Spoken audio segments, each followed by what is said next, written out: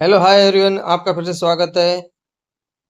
राजस्थानी नदियों की अफवाह तंत्र में बंगाल की खाड़ी के अफवाह तंत्र को लेकर के इससे पहले हमने जो अरब सागर के अफवाह तंत्र को पढ़ लिया था।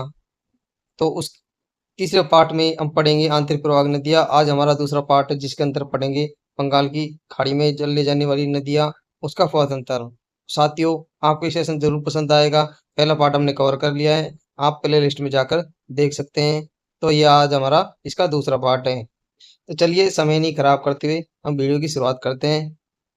बंगाल की खाड़ी में जल ले जाने वाली प्रमुख नदियाँ कौन कौन सी है उस प्रकार हम देखेंगे। ये राजस्थान के मैप में जितनी भी है ये सब बंगाल की खाड़ी में जल ले जाने वाली नदी है। जैसे कि मेजा नदी, पाम नदी, पार्वती नदी, ये सभी नदियाँ बंगाल की खाड़ी में अपना जल गिराती है।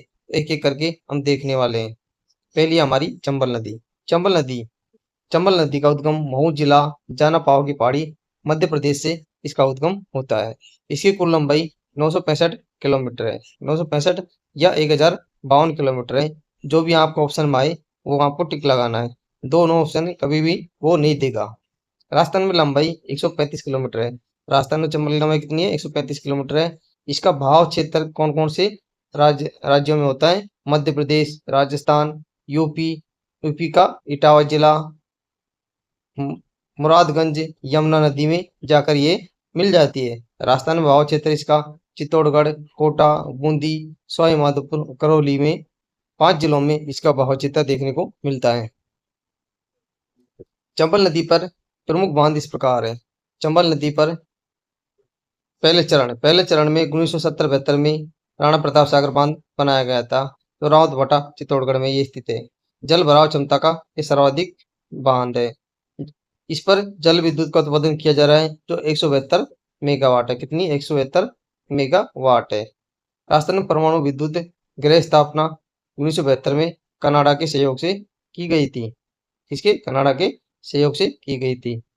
उसके बाद है गांधी सागर बांध। गांधी सागर बांध ये एमपी में स्थित है। जल विद्युत उत्पादन क्षमता इसकी 115 मेगावाट है और 1960 में ये स्थापित किया गया था।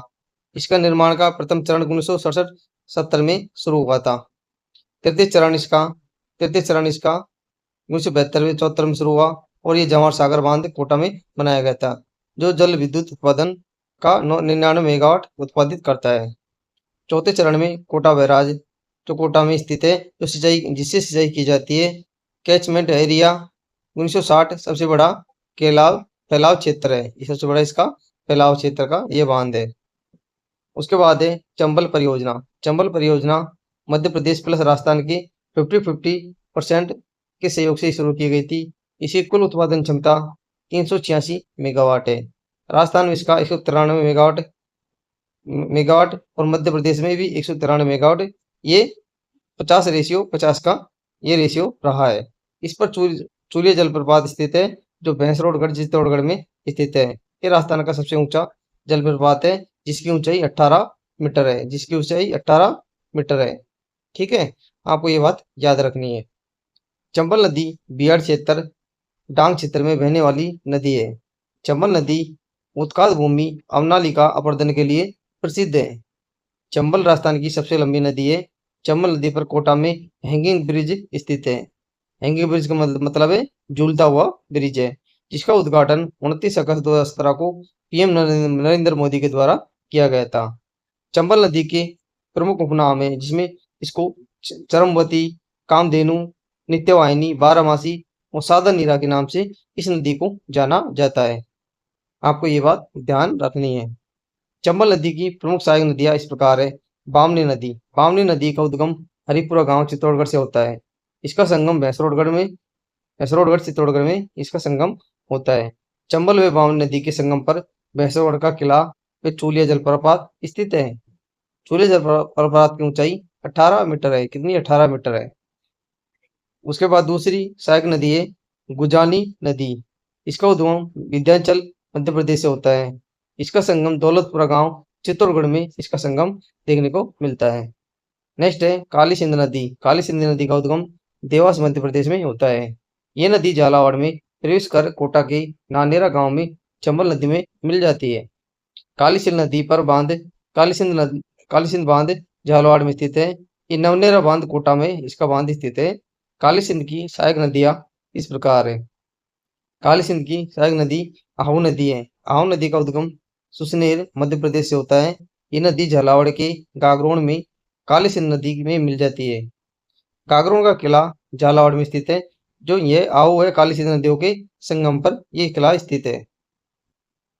नेक्स्ट है चंद्रभागा नदी। चंद्रभागा नदी ये नदी झालरापाटन झालावाड़ से निकलकर झालावाड़ में ही काली सिंध नदी में मिल जाती है। इसे हाड़ौती की गंगा कहते हैं। हाड़ौती की गंगा किसको कहते हैं? चंद्रभागा नदी को कहते हैं। नेक्स्ट है उजाड़ नदी। उजाड़ नदी का उद्गम विंध्याचल मध्य प्रदेश में होता है।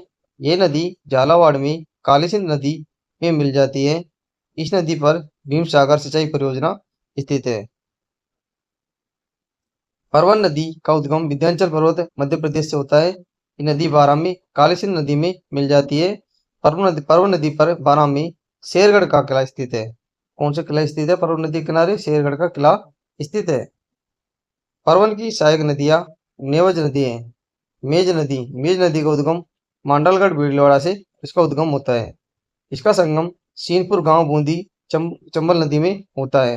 मेज नदी की सहायक नदियां मांगले नदी है। इसका उद्गम मांडलगढ़ भीलवाड़ा में मेज नदी में इसका संगम हो जाता है जो बूंदी में स्थित है। मांगली नदी पर बूंदी में भीमलत जलप्रपात स्थित है। कौन सा? भीमलत जलप्रपात स्थित है। मांगली की सहायक नदी घोड़ा पछाड़ नदी है। कौन सी? घोड़ा पछाड़ नदी है। कुराल नदी इसका उद्गम ऊपर माल का पठार भीलवाड़ा से होता है। ये नदी बूंदी में मेज नदी में मिल जाती है। नेक्स्ट है पार्वती नदी। इसका उद्गम सीहोर मध्य प्रदेश से होता है। ये नदी बारां जिले में प्रवेश कर सवाई माधोपुर के पालिया गांव में चंबल नदी में मिल जाती है। ये नदी राजस्थान में 2 बार प्रवेश करती है।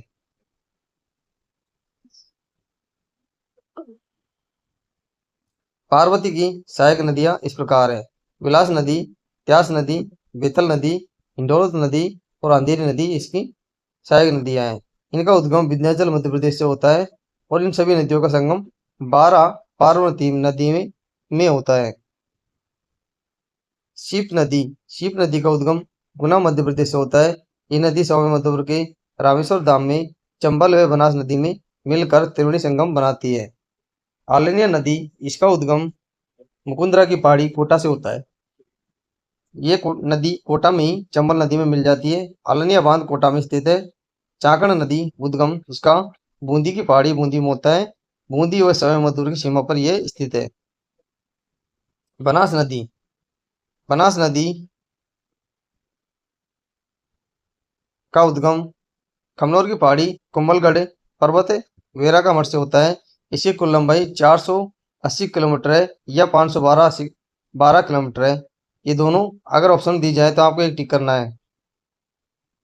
भाव क्षेत्र राजसमंद चित्तौड़गढ़ भीलवाड़ा अजमेर टोंक सवाई माधोपुर में इसका भाव क्षेत्र है। पूर्णतः राजस्थान में बहने वाली सबसे लंबी नदी बनास नदी है। बनास नदी पर स्थित बांध भगीरथ नाका बांध ये राजसमंद में स्थित है। नंद समंद बांध ये राजसमंद में स्थित है।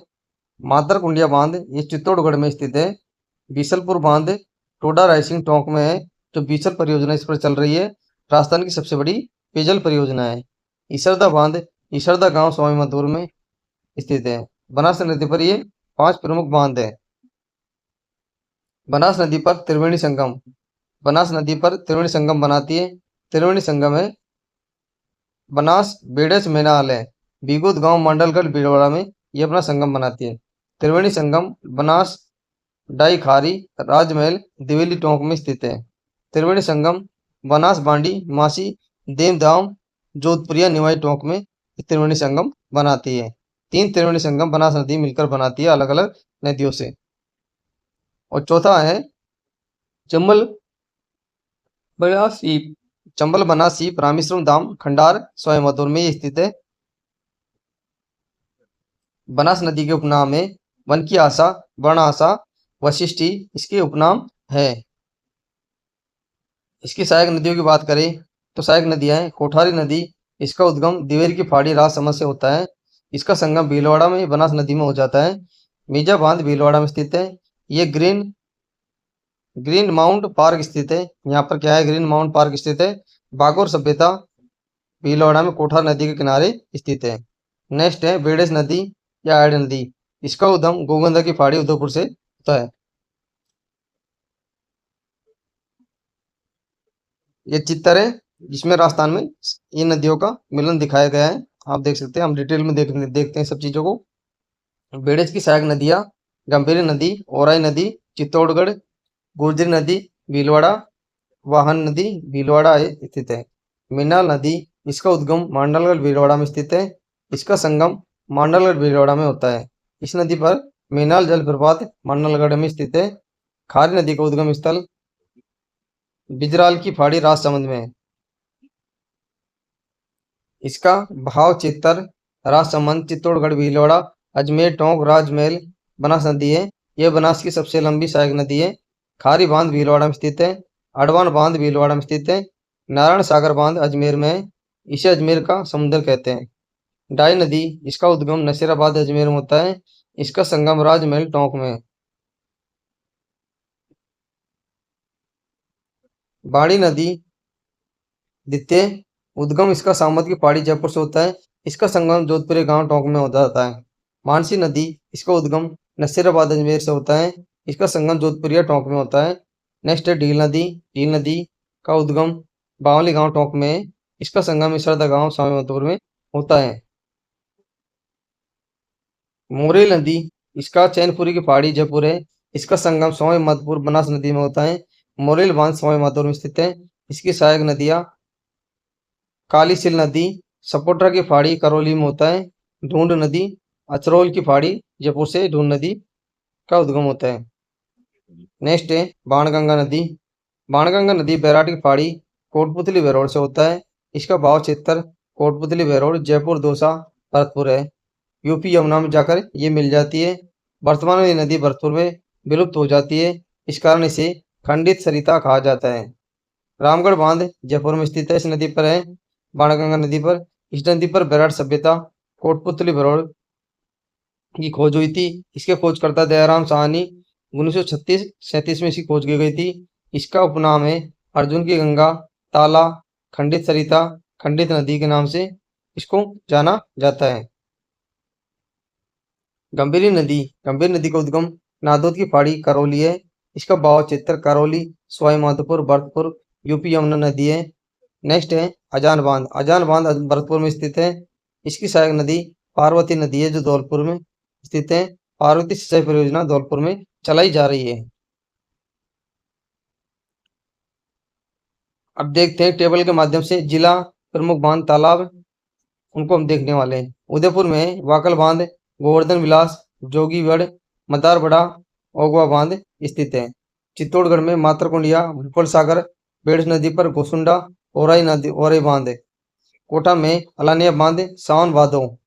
बारा में अंधेरी बांध, विलास बांध, मैथिली बांध, उम्मीद सागर बांध है।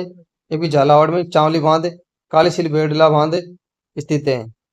ये सभी जिलों में के अलग अलग बांध दिए गए हैं। हम इसको देखेंगे तो बहुत टाइम हो जाएगा। आप इसका स्क्रीनशॉट ले सकते हैं और पॉज करके वीडियो को देख सकते हैं। मैं 2 सेकंड रुकूंगा, आप इसका स्क्रीनशॉट ले लें।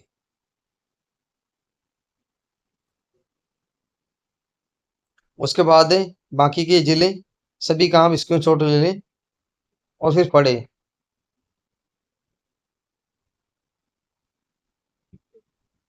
चलिए, ये हो गया हमारा राजस्थान के अफवाह में अरब सागर में जल ले जाने वाली अपनी नदियों के बारे में।